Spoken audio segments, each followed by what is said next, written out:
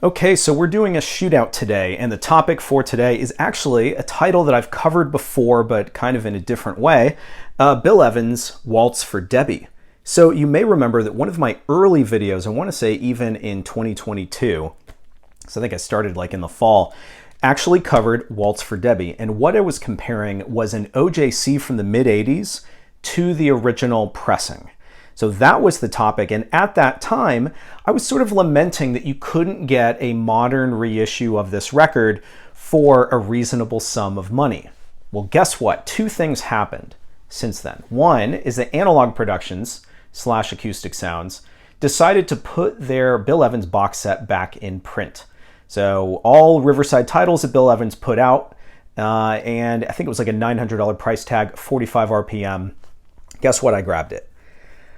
So then here we are, a little bit later, and OJC, the newly relaunched Original Jazz Classics label by Craft Recordings, decided to tackle Waltz for Debby, and guess what? They have a Sunday at the Village Vanguard coming out later this year.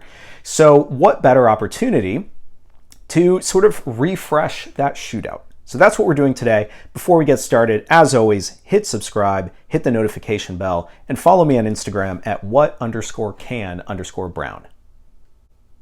So whereas last year's comparison might have been a little bit unfair, and the reason why I say that is because the OJC was stereo and I compared it to my original mono, you can see it back there. This one is going to be a little bit more at parity, say a little bit more because one's 45 RPM and one's 33 RPM. But, you know, in any event, the reason why I'm doing this is because I think a lot of people, like me, bought that expensive box set. And now we have a significantly cheaper option, and so the tendency will be to dig our heels in the ground and say, no, the Analogue Productions pressing is better. But what I wanted to do is do a shootout, try to make this as unbiased as possible, and talk about some of the merits of each of these two pressings.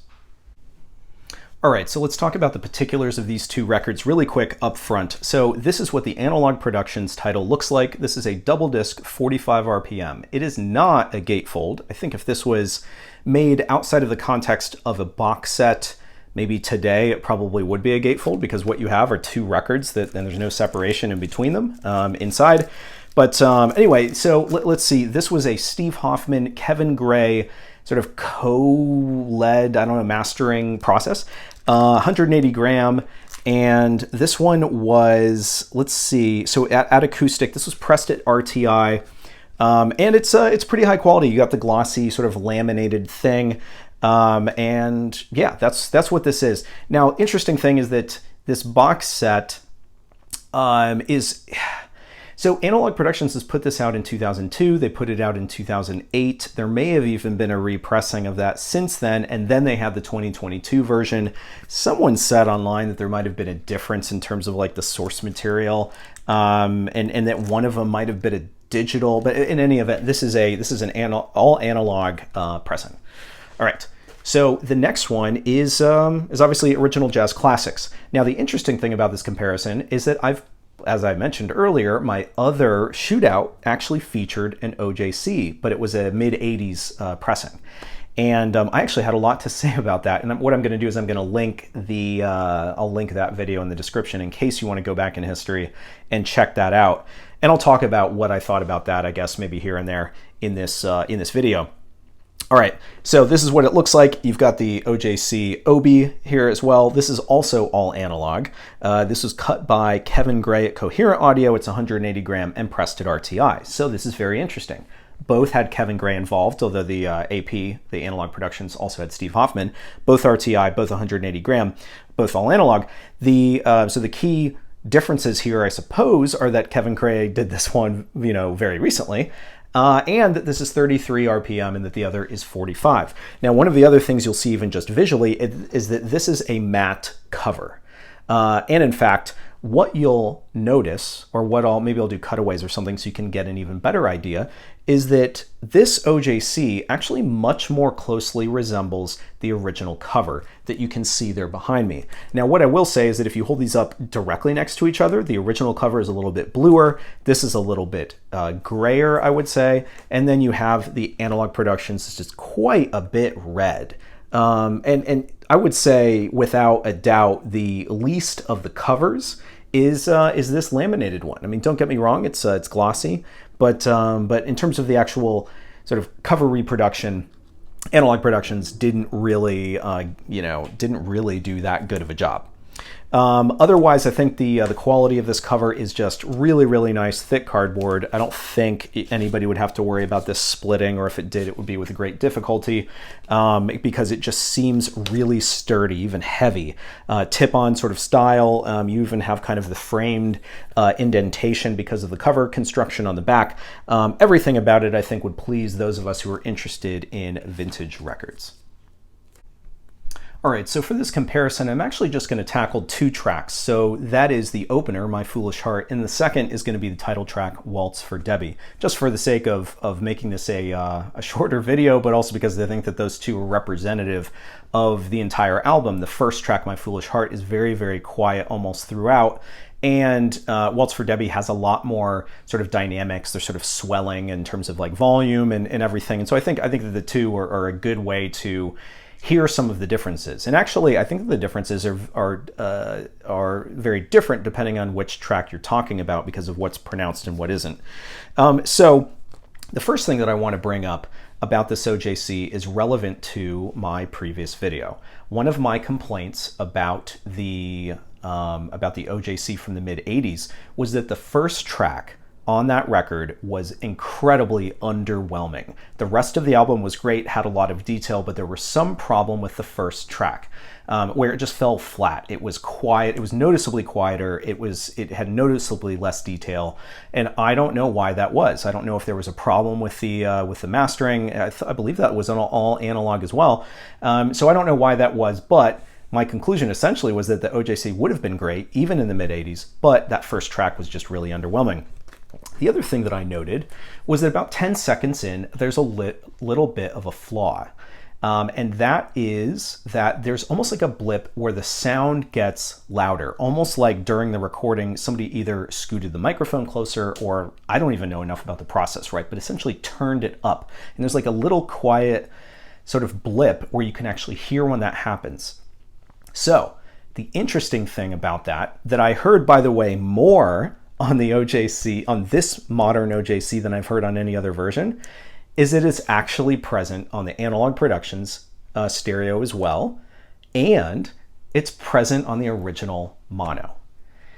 So we basically can't say anything about it. It's on every pressing, apparently. I would say that it's more pronounced here, and I think it's because there's some more detail on this pressing than perhaps some of these others.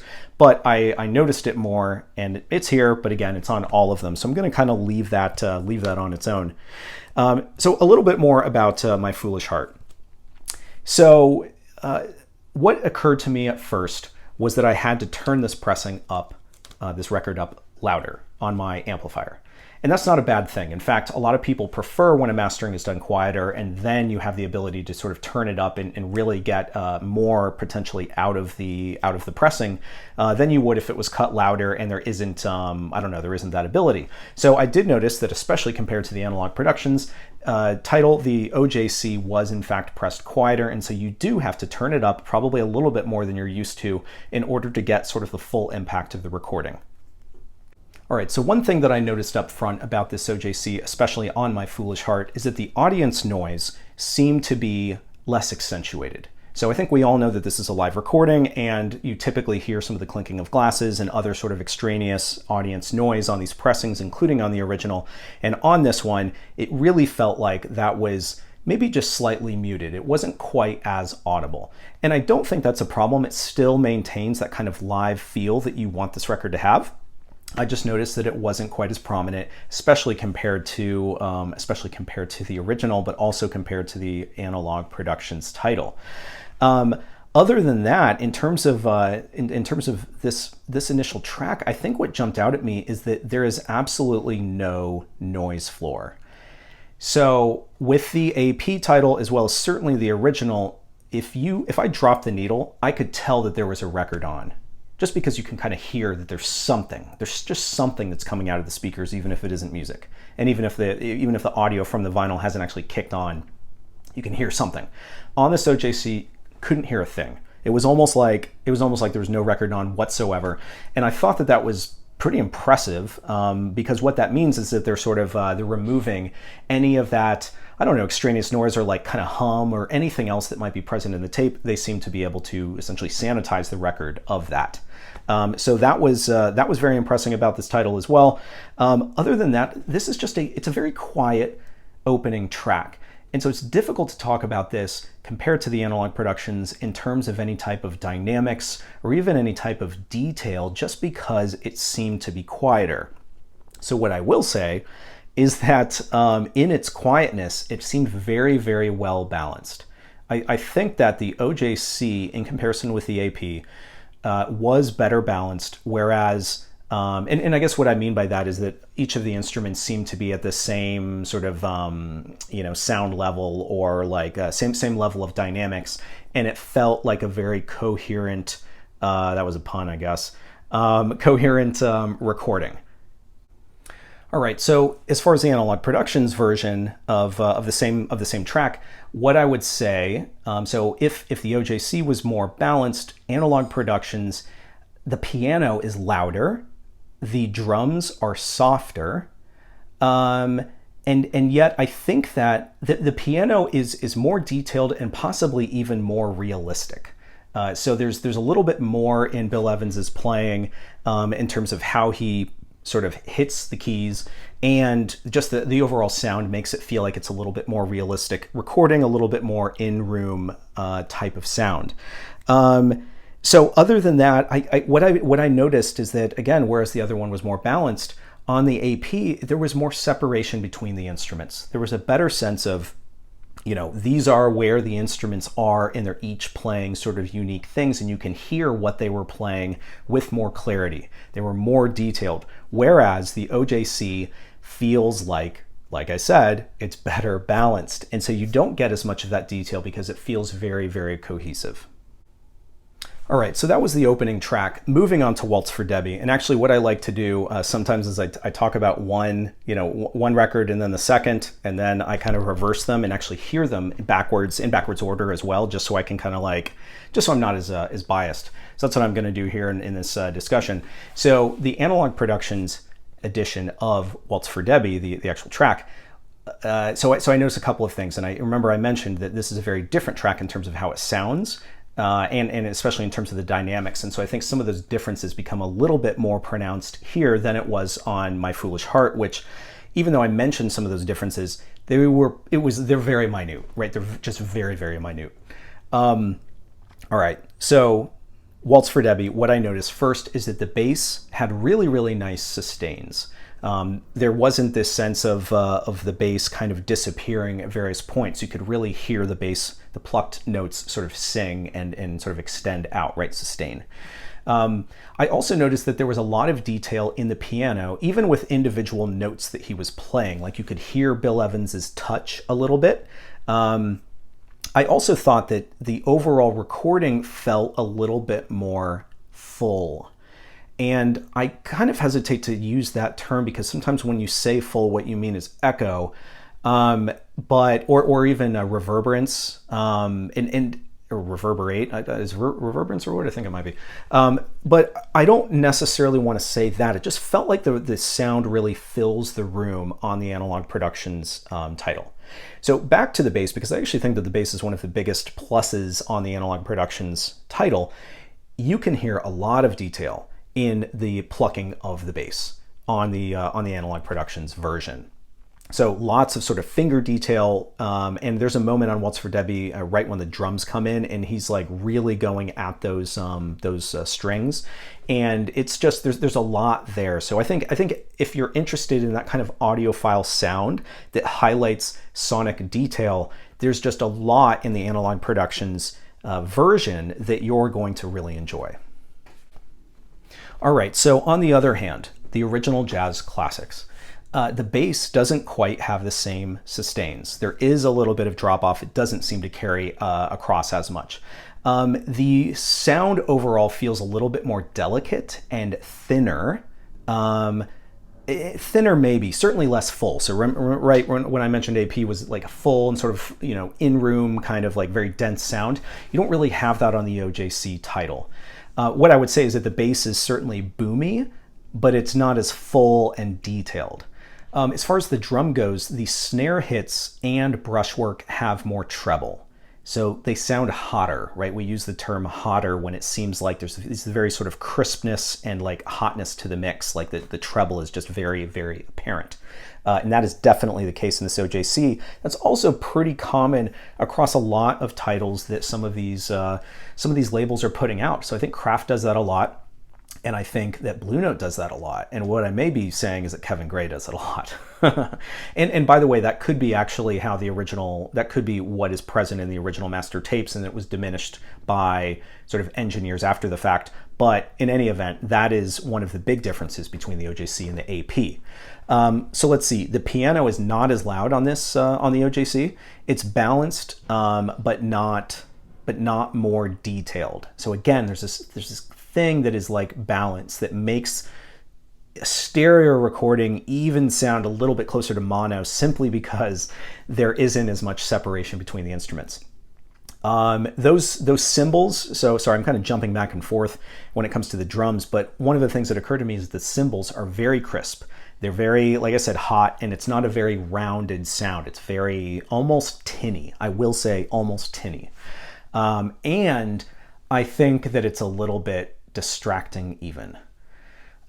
So I think I prefer the smoother Analogue Productions pressing, and that the OJC is a little bit too hot, and it's a little bit, because of the hotness, it's almost like there's like, between individual notes or phrases, it's like, this is too loud, this is too quiet, this is too loud, this is too quiet. It's like very kind of ping-pongy, not in terms of left and right channel, but in terms of just the actual dynamics. And I think the reason why is because you don't have some of those sustains, and you don't have some of that detail around individual instruments. So that's kind of my assessment of these two. I think that if I were to offer any type of conclusion more than what I just said, it would be this. I think that the Analogue Productions edition, that again was repressed in 2022, I think it's going to please more of the audiophile crowd, because it's going to give them more of the detail that they're interested in. Now, what I will say is that the OJC is a phenomenal pressing. It does sound significantly better than the mid-80s OJC, and significantly different beyond just that initial opening track. I also think that the OJC is going to please a lot of folks who are used to a lot of the sort of modern reissues that are coming out in terms of that Kevin Gray sound. And I do think that I still think that it's a phenomenal record. Now, if you think about the price point and what it takes to actually get some of these, that adds a whole different dynamic, right? Because the original, the Analogue Productions version of this came out initially, I think on its own is quite expensive these days. If you're going to get it in the box set, it's going to cost you $900 at least. Whereas the OJC is what, like $38, $39, something like that. And I think it's a phenomenal way to hear the music. My comments are very sort of minute, and if all you had was one or the other, you wouldn't, I don't think, miss anything that the other has that yours doesn't. But I would still characterize it in that way, right? So, is my preference may not be yours. I prefer the Analogue Productions because I feel like I really enjoy that detail, and I think it's a good complement to the original mono that I have. Whereas, the OJC, yeah, it sounds great, but it's just not as much of what I want in the recording. So, I don't want to end this on a bad note, especially when it comes to a brand new release. Like I said, continue to reiterate, I think it's a phenomenal way to hear the music. If all I had was the OJC, I'd be very happy with it. And so I think anybody who's on the fence and wondering whether it sounds good, don't worry, it sounds great. So that's it for today. Thanks very much. I'll see you next time.